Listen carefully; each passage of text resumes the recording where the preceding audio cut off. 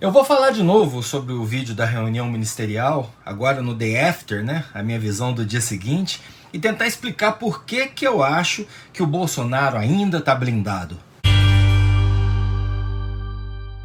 Salve galera, eu sou o Maurício Ricardo. Ontem, vendo o vídeo da reunião presidencial em pedacinhos, em alguns momentos até com reprises irritantes, eu anotei uns pontos e comentei aqui de improviso. A conclusão a que eu cheguei, e que eu reitero hoje, é a de que o vídeo não arranha a imagem do presidente junto aos seus apoiadores. Pelo contrário, desmatar a Amazônia, integrar os índios à nossa cultura para termos uma só nação, prender governadores e prefeitos que não deixam o povo pegar coronavírus, fechar o Congresso e o STF, que não deixam o mito trabalhar, dar amplos poderes para o Bolsonaro trocar a esquerdalha infiltrada na Polícia Federal que quer atingi-lo através dos filhos? Quem disse que os bolsolavistas discordam disso? É o projeto de país que eles têm, é o projeto de país que eles querem. Eu não diria que eles são os 57 milhões de brasileiros que votaram no Bolsonaro em 2018, mas são os entre 20% e 30% que aparecem nas pesquisas de opinião como apoiadores abertos dele hoje. E se você acha que a pandemia interfere negativamente na imagem do presidente, eu tenho uma percepção um pouco diferente. Vai sim queimá-lo e quem sabe até criar o ambiente para um impeachment quando e se atingirmos a percepção real do quanto ele estava enganado desde o início e continuou errando no combate ao coronavírus. Para isso acontecer, a gente vai ter que ver hospitais lotados em todo o país, valas comuns em cemitérios de centenas ou milhares de cidades, o cheiro da doença dentro das nossas casas ou ao lado delas.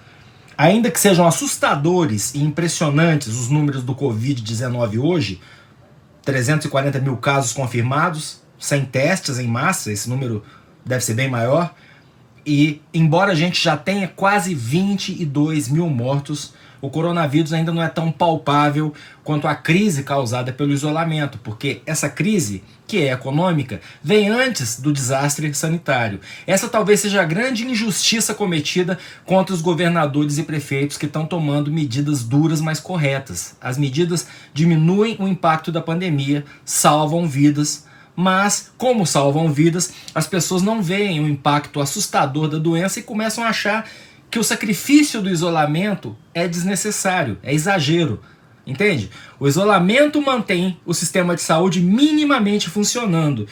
E como ele está minimamente funcionando, as pessoas passam a achar que ele não é necessário.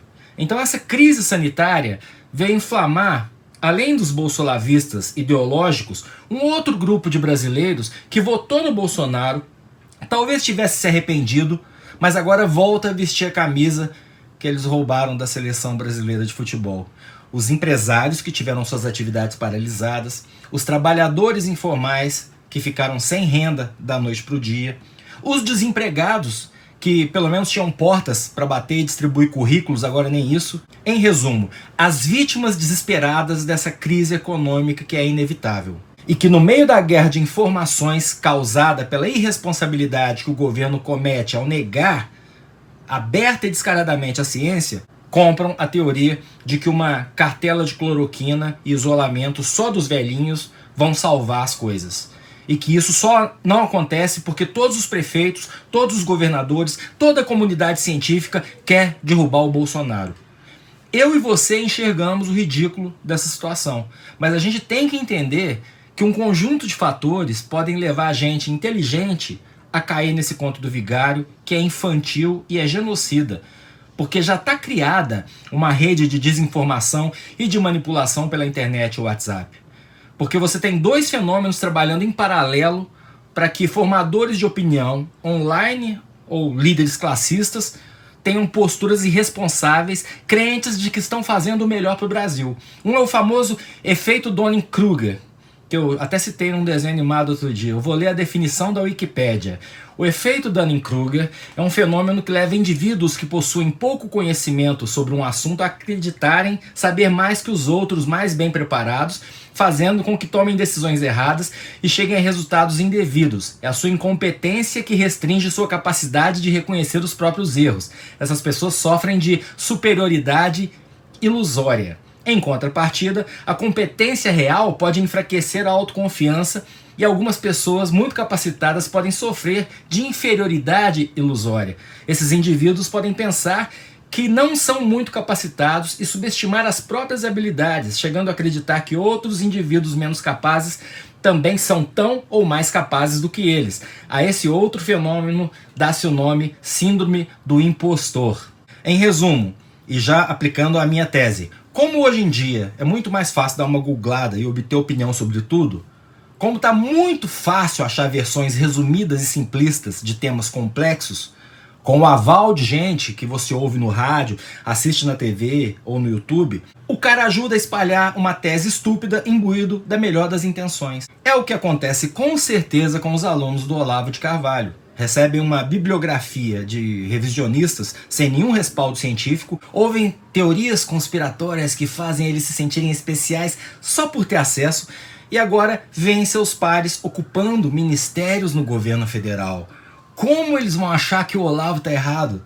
Em contrapartida, quem estuda percebe que temas complexos tendem a ser ainda mais complexos quando se mergulha neles.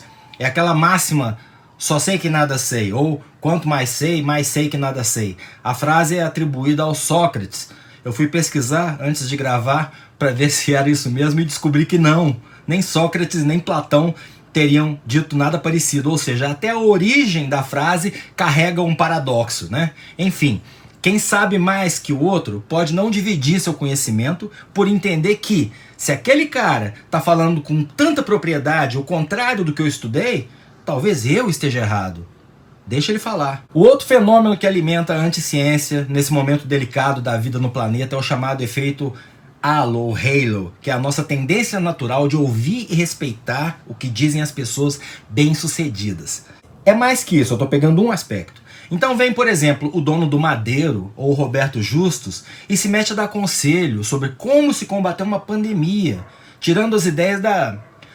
É melhor nem falar, porque já teve baixaria demais na reunião presidencial. Em resumo, o cara é bem-sucedido, autoconfiante, em alguns casos até isolado por um círculo de puxa-saco que só fala sim, e portanto ele se vê com autoridade sobre todos os temas. Eu me policio para não fazer isso. Muita gente questiona a minha autoridade aqui para gravar meus vídeos, meus vlogs, mas uma coisa eu falo para vocês, mesmo errando, eu tento falar sobre o que eu conheço. E na dúvida eu vou sempre pender a corrente dominante de pensamento científico. É para achatar a curva? Quem está falando? As principais autoridades de saúde? Senhor, sim senhor. Ah, mas e economia, blá blá blá. As maiores autoridades econômicas entendem que não existe economia com uma doença fatal solta por aí. Eles estão se curvando sobre outra questão lá na frente. Uma questão que traz problemas e, veja bem, grandes oportunidades, que é como vai funcionar o mundo pós-coronavírus. Quem está gritando para reabrir tudo é, na sua maioria, gente que não sabe o que está falando, mesmo que seja o presidente da Confederação Nacional da Indústria. Deixa eu ler aqui o trecho de uma matéria que saiu no Valor para vocês verem. A pesquisa mais recente da Comissão de Especialistas Econômicos do Centro de Estudos IGM, com os principais macroeconomistas dos Estados Unidos da América, perguntou o que pensavam da afirmação: abandonar confinamentos estritos em um momento no qual a probabilidade de ressurgimento de infecções continua alta levará a danos econômicos totais maiores do que os da manutenção dos confinamentos para eliminar o risco de ressurgimento. Em resumo, é melhor até para a economia segurar o isolamento do que abrir antes da hora. 80% concordaram e o restante não respondeu ou disse não ter certeza. Nenhum especialista discordou da afirmação. Ou seja, quem entende sabe que não tem outra saída.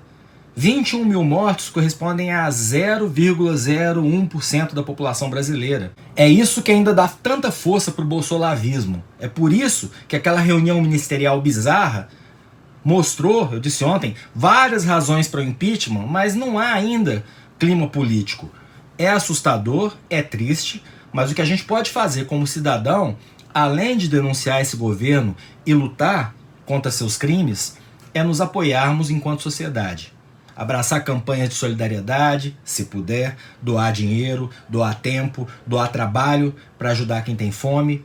e aí é uma opinião muito pessoal minha e polêmica até, acho que ajudaria não a antecipar o clima eleitoral de 2022 para agora.